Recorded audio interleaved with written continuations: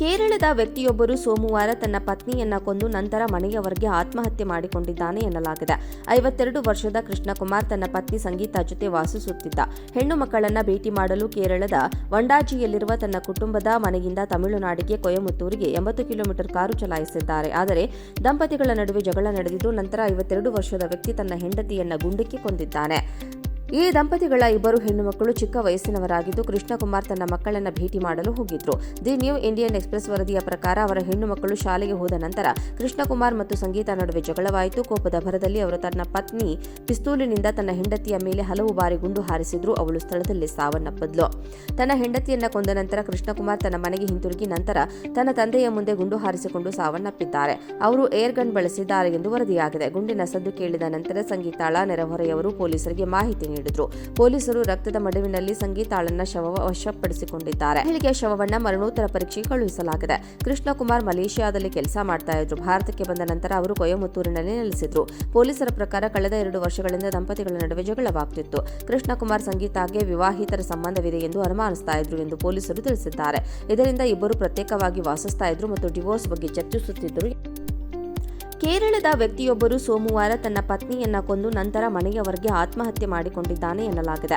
52 ವರ್ಷದ ಕೃಷ್ಣಕುಮಾರ್ ತನ್ನ ಪತ್ನಿ ಸಂಗೀತಾ ಜೊತೆ ವಾಸಿಸುತ್ತಿದ್ದ. ಹೆಣ್ಣು ಮಕ್ಕಳನ್ನ ಭೇಟಿ ಮಾಡಲು ಕೇರಳದ ವಂಡಾಜಿಯಲ್ಲಿರುವ ತನ್ನ ಕುಟುಂಬದ ಮನೆಯಿಂದ ತಮಿಳುನಾಡಿಗೆ ಕೊಯಮತ್ತೂರಿಗೆ 80 ಕಿಲೋಮೀಟರ್ ಕಾರು ಚಲಾಯಿಸಿದ್ದಾರೆ. ಆದರೆ ದಂಪತಿಗಳ ನಡುವೆ ಜಗಳ ನಡೆದಿದ್ದು ನಂತರ 52 ವರ್ಷದ ವ್ಯಕ್ತಿ ತನ್ನ ಹೆಂಡತಿಯನ್ನ ಗುಂಡಿಕ್ಕಿ ಕೊಂದಿದ್ದಾನೆ. ಈ ದಂಪತಿಗಳ ಇಬ್ಬರು ಹೆಣ್ಣುಮಕ್ಕಳು ಚಿಕ್ಕ ವಯಸ್ಸಿನವರಾಗಿದ್ದು, ಕೃಷ್ಣಕುಮಾರ್ ತನ್ನ ಮಕ್ಕಳನ್ನ ಭೇಟಿ ಮಾಡಲು ಹೋಗಿದ್ರು. ದಿ ನ್ಯೂ ಇಂಡಿಯನ್ ಎಕ್ಸ್‌ಪ್ರೆಸ್ ವರದಿಯ ಪ್ರಕಾರ ಅವರ ಹೆಣ್ಣುಮಕ್ಕಳು ಶಾಲೆಗೆ ಹೋದ ನಂತರ ಕೃಷ್ಣಕುಮಾರ್ ಮತ್ತು ಸಂಗೀತಾ ನಡುವೆ ಜಗಳವಾಯಿತು. ಕೋಪದ ಭರದಲ್ಲಿ ಅವರು ತನ್ನ ಪತ್ನಿ ಪಿಸ್ತೂಲಿನಿಂದ ತನ್ನ ಹೆಂಡತಿಯ ಮೇಲೆ ಹಲವು ಬಾರಿ ಗುಂಡು ಹಾರಿಸಿದ್ರು. ಅವಳು ಸ್ಥಳದಲ್ಲಿ ಸಾವನ್ನಪ್ಪಿದ್ಲು. ತನ್ನ ಹೆಂಡತಿಯನ್ನ ಕೊಂದ ನಂತರ ಕೃಷ್ಣಕುಮಾರ್ ತನ್ನ ಮನೆಗೆ ಹಿಂತಿರುಗಿ ನಂತರ ತನ್ನ ತಂದೆಯ ಮುಂದೆ ಗುಂಡು ಹಾರಿಸಿಕೊಂಡು ಸಾವನ್ನಪ್ಪಿದ್ದಾರೆ. ಅವರು ಏರ್ ಗನ್ ಬಳಸಿದ್ದಾರೆ ಎಂದು ವರದಿಯಾಗಿದೆ. ಗುಂಡಿನ ಸದ್ದು ಕೇಳಿದ ನಂತರ ಸಂಗೀತಾಳ ನೆರೆಹೊರೆಯವರು ಪೊಲೀಸರಿಗೆ ಮಾಹಿತಿ ನೀಡಿದ್ರು. ಪೊಲೀಸರು ರಕ್ತದ ಮಡುವಿನಲ್ಲಿ ಸಂಗೀತಾಳನ್ನ ವಶಪಡಿಸಿಕೊಂಡಿದ್ದಾರೆ. ಮಹಿಳೆಯ ಶವವನ್ನ ಮರಣೋತ್ತರ ಪರೀಕ್ಷೆಗೆ ಕಳುಹಿಸಲಾಗಿದೆ. ಕೃಷ್ಣಕುಮಾರ್ ಮಲೇಷಿಯಾದಲ್ಲಿ ಕೆಲಸ ಮಾಡ್ತಾ ಇದ್ರು. ಭಾರತಕ್ಕೆ ಬಂದ ನಂತರ ಅವರು ಕೊಯಮತ್ತೂರಿನಲ್ಲಿ ನೆಲೆಸಿದ್ರು. ಪೊಲೀಸರ ಪ್ರಕಾರ ಕಳೆದ 2 ವರ್ಷಗಳಿಂದ ದಂಪತಿಗಳ ನಡುವೆ ಜಗಳವಾಗ್ತಿತ್ತು. ಕೃಷ್ಣಕುಮಾರ್ ಸಂಗೀತಾಗೆ ವಿವಾಹಿತರ ಸಂಬಂಧವಿದೆ ಎಂದು ಅನುಮಾನಿಸ್ತಾ ಇದ್ರು ಎಂದು ಪೊಲೀಸರು ತಿಳಿಸಿದ್ದಾರೆ. ಇದರಿಂದ ಇಬ್ಬರು ಪ್ರತ್ಯೇಕವಾಗಿ ವಾಸಿಸ್ತಾ ಇದ್ರು. ಕೇರಳದ ವ್ಯಕ್ತಿಯೊಬ್ಬರು ಸೋಮವಾರ ತನ್ನ ಪತ್ನಿಯನ್ನ ಕೊಂದು ನಂತರ ಮನೆಯವರಿಗೆ ಆತ್ಮಹತ್ಯೆ ಮಾಡಿಕೊಂಡಿದ್ದಾನೆ ಎನ್ನಲಾಗಿದೆ. 52 ವರ್ಷದ ಕೃಷ್ಣಕುಮಾರ್ ತನ್ನ ಪತ್ನಿ ಸಂಗೀತಾ ಜೊತೆ ವಾಸಿಸುತ್ತಿದ್ದ.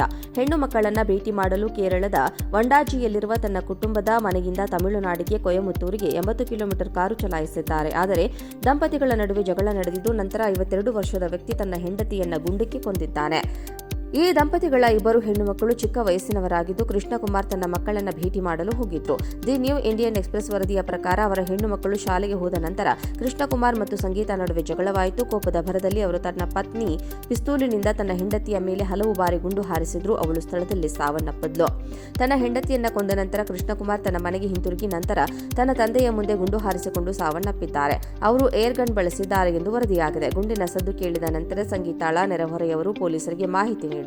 ಪೊಲೀಸರು ರಕ್ತದ ಮಡುವಿನಲ್ಲಿ ಸಂಗೀತಾಳನ್ನ ವಶಪಡಿಸಿಕೊಂಡಿದ್ದಾರೆ. ಮಹಿಳೆಯ ಶವವನ್ನ ಮರಣೋತ್ತರ ಪರೀಕ್ಷೆಗೆ ಕಳುಹಿಸಲಾಗಿದೆ. ಕೃಷ್ಣಕುಮಾರ್ ಮಲೇಷಿಯಾದಲ್ಲಿ ಕೆಲಸ ಮಾಡ್ತಾ ಇದ್ರು. ಭಾರತಕ್ಕೆ ಬಂದ ನಂತರ ಅವರು ಕೊಯಮತ್ತೂರಿನಲ್ಲಿ ನೆಲೆಸಿದ್ರು. ಪೊಲೀಸರ ಪ್ರಕಾರ ಕಳೆದ 2 ವರ್ಷಗಳಿಂದ ದಂಪತಿಗಳ ನಡುವೆ ಜಗಳವಾಗ್ತಿತ್ತು. ಕೃಷ್ಣಕುಮಾರ್ ಸಂಗೀತಾಗೆ ವಿವಾಹಿತರ ಸಂಬಂಧವಿದೆ ಎಂದು ಅನುಮಾನಿಸ್ತಾ ಇದ್ರು ಎಂದು ಪೊಲೀಸರು ತಿಳಿಸಿದ್ದಾರೆ. ಇದರಿಂದ ಇಬ್ಬರು ಪ್ರತ್ಯೇಕವಾಗಿ ವಾಸಿಸ್ತಾ ಇದ್ರು ಮತ್ತು ಡಿವೋರ್ಸ್ ಬಗ್ಗೆ ಚರ್ಚಿಸುತ್ತಿದ್ದರು ಎನ್ನಲಾಗಿದೆ.